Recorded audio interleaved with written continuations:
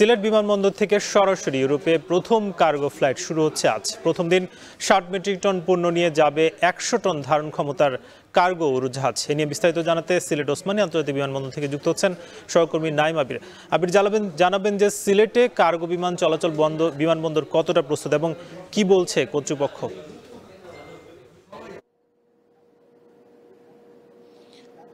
সাকিব, সিলেট ওসমানী আন্তর্জাতিক বিমানবন্দর কর্তৃপক্ষ বলছে যে তারা পুরোপুরি প্রস্তুত এবং সিভিল এভিয়েশন থেকেও জানানো হয়েছে যে বাংলাদেশের দ্বিতীয় ডেডিকেটেড কার্গো বিমানবন্দর হিসেবে আজ থেকে সিলেট ওসমানী আন্তর্জাতিক বিমানবন্দরের যে পথ চলা শুরু হবে এবং পরবর্তীতে আরও 2টি করে ফ্লাইট সপ্তাহে এখান থেকে কার্গো চলাচল করবে এবং সিলেটের যে ব্যবসায়ী রয়েছে, এখানে যে পণ্য রয়েছে এবং একই সাথে পোশাক যে পণ্যগুলো রয়েছে, বিশেষ করে গার্মেন্টস খাতে যে পণ্য, সেই পণ্যগুলোর জন্য এখানে এই আকাশপথে পরিবহন করবার জন্য এই সিভিল এভিয়েশন কর্তৃপক্ষ কিন্তু আহ্বান জানিয়েছে।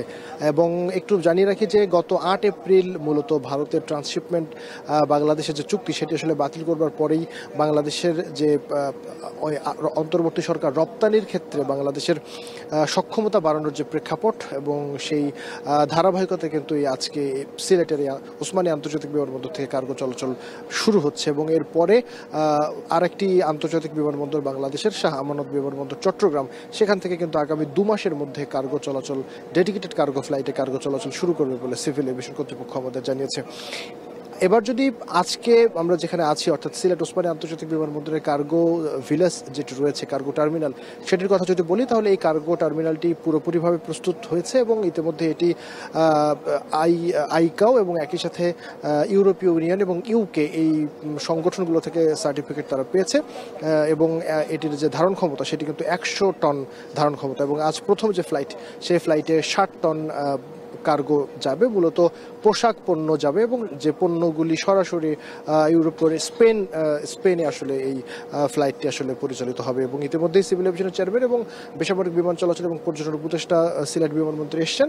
কিছুক্ষণের মধ্যে সেই প্রোগ্রামটি শুরু হবে, নিশ্চয়ই পরবর্তীতে সেটি জানানোর জন্য আপনার সাথে যুক্ত হতে পারবো। তো সাকিব, আপাতত সিলেটের ওসমানী আন্তর্জাতিক বিমানবন্দর থেকে কার্গো ফ্লাইট শুরুর ব্যাপারে এই ছিল আমার কাছে সবশেষ খবর। সিলেট থেকে কার্গো বিমান যাবে ইউরোপে, সে খবর জানাচ্ছিলেন সহকর্মী নাইম আবির। এখন বিকেলে নিব ছোট একটা বিরতি, ফিরবো কিছুক্ষণ পর।